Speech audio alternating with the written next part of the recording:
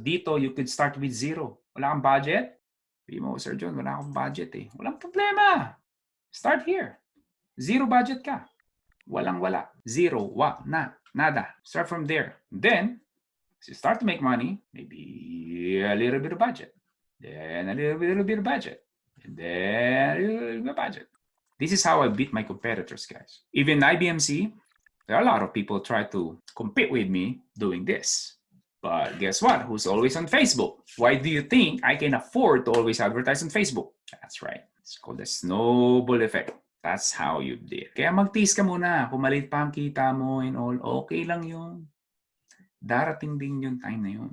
Okay? Katulad ngayon, nagkaroon po ng pandemic. Napakarami pong lumalapit sa akin. Like, nagme-message sa akin, katulad ng huli ko na-receive, meron siyang restaurant. He fired 7 or 8 employees niya. Ngayon po, ang mga negosyo makaka-survive ay yung merong cash flow. May cash. Paano pag wala silang cash? Kasi inubos agad nila. Now what? Generally, hindi naman lahat ng industry, but generally speaking, bumaba ang cost ng advertising sa Facebook. Bumaba. Ibig sabihin, kung mag-advertise kayo ngayon, ang mura ng Facebook ngayon. The problem is, wala silang cash kahit pang Facebook ads man lang. What I'm saying is not even like, brand new. I would say this is just a reminder because you already know it. Alam mo na yun deep inside eh. There was my time nung nagsisimula pa lang ako. Ngayon kasi sabihin na natin I can afford to buy stuff. But may mga malalaking stuff ako na gustong bilhin na hindi ko pa afford.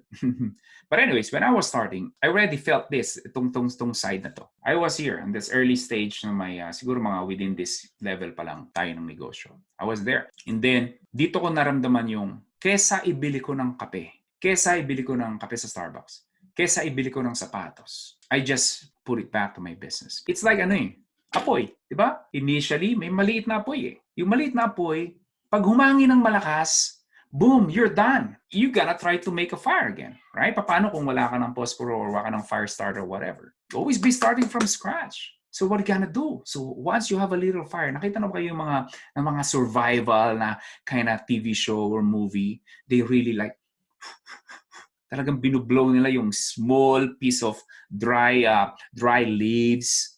They try to make it grow and grow. How do they do it? Yung maliit ba na apoy, bigla na ba silang mag-iihaw? Patay agad yung apoy mo. You gotta do, right? Kung wala kang gas, put more wood, more dry leaves, until malaking-malaki na yung fire mo. Pag malaking-malaki yung fire mo, there you go. You can boil water, you can cook your meal, it can warm you up if it's cold outside. It's the same thing. I know, it's just a simple stuff, but people tend to forget. Am I making sense, guys? I hope that through this simple explanation and illustration, it tells you the mindset, the psychology, paano ba ako magiging Chillyonaryo? Gotta do with this. Wait, before you go, do not forget to click that red subscribe button below. Appreciate it. Thank you for watching.